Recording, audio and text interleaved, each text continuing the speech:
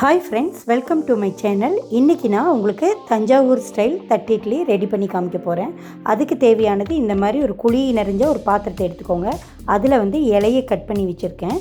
இப்படி ஒரு குட்டி ஒரு பாத்திரம் எடுத்துக்கோங்க. அதை கமுத்தி வச்சுருங்க. இதை சுற்றிலும் நம்ம அந்த இட்லி மாவை ஊற்றி விட்டுக்கலாம். ஓகே,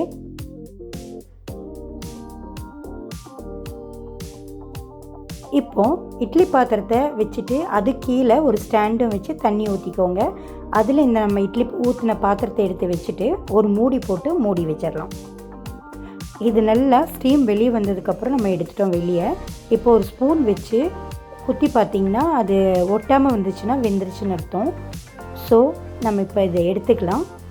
இப்போ நான் நடுவில் வச்சுருக்க பாத்திரத்தை சுற்றி ஒரு கத்தி வச்சு இப்படி எடுத்து விட்டுக்கோங்க. அப்போ சூப்பராக அழகாக வரும். ஓகே, எடுத்துட்டேன். அதுக்கு நடுவில் நான் ஒரு உளுந்து வடையை வச்சுருக்கேன். இப்போ இதை சுற்றிலும் கார சட்னி ஊற்றிக்கோங்க. உங்களுக்கு இஷ்டம் என்ன வேணால் ஊற்றிக்கலாம். சிக்கன் குழம்பு, மட்டன் குழம்பு, உங்களுக்கு என்ன கிரேவி பிடிச்சிக்கோ அதை ஊற்றிக்கலாம். இப்படியே நீங்கள் சர்வ் பண்ண வேண்டியதுதான். சுட சுட சூப்பராக காரசாரமாக உளுந்து வடையோடு சாப்பிட்றதுக்கு சூப்பராக இருக்கும். வாழை இலையில் பண்ணுறதுனால நல்ல மணமாகவும் இருக்கும். ஓகே, இந்த வீடியோ உங்களுக்கு பிடிச்சிருக்கும்னு நினைக்கிறேன். லைக் பண்ணுங்கள், ஷேர் பண்ணுங்கள், எங்கள் சேனலை சப்ஸ்கிரைப் பண்ண மறக்காதீங்க. மறுபடியும் உங்களை மீட் பண்ணுறேன். நன்றி, வணக்கம்.